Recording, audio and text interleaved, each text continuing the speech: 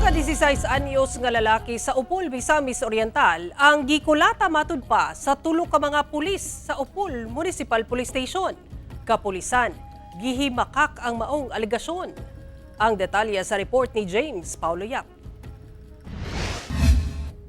Nakahinabi sa GMA Regional TV1 Mindanao ang iyaan sa usa ka 16 anyos nga lalaki sa Tabok Upol, Misamis Oriental nga giingong gikulata sa tulo ka mga personahe sa Upol Municipal Police Station adlong Lunes. Mga pulis na Upol daw, puno, pero wala sa kaila sa naong, pero kailag pangalan.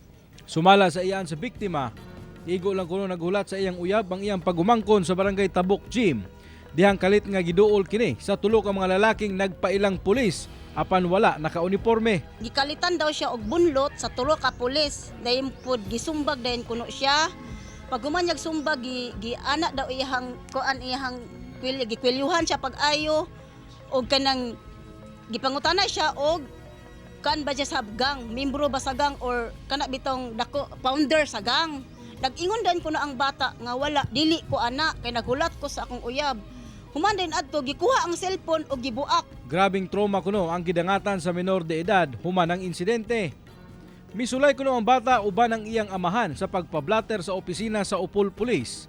Paghuman sa panghitabo, apan nadismaya sila tungod gibalibaran kuno sila sa pulis. Dugang sa iyaan nga siya na mismo ang miatubang sa pulis pagkaugma tungod matud pa sa ilang pagbalibad matud pa sa paghimo og blatter report. Pagpablatter giingnan daw siya nga naa pa ba daw kuno sila ikabayad sa kaso kay mobali daw sila kung magpablatter sila. So nanguli na lang akong manghod.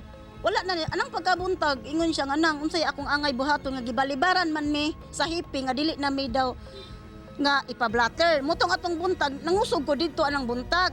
Gipasulod mi sa kwarto, gitapukan jud mig pulis na misto nga mura mi ta mig kriminal nga ipadilit daw ang video kay madaot daw sila.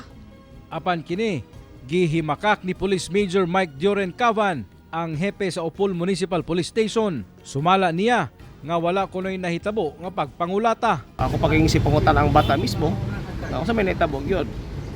Ang una pa niyang istorya ma'am adtong gabi is ibira lang daw siya sa pulis, ibira ang t-shirt, tapos nahulog ang cellphone. Ipunta nato, anong ibira man ka sa pulis? Budagan daw ta ko sir. Actually ma'am, member siya sa TBS o True Brown Style nga gang.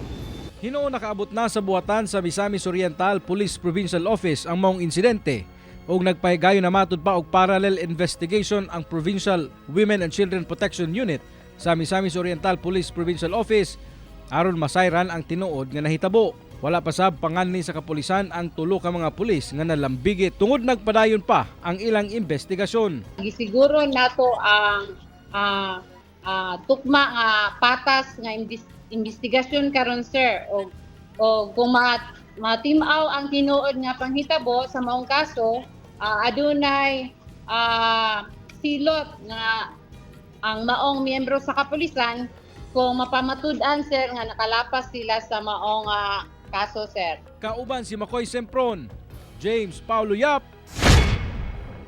1 Mindanao.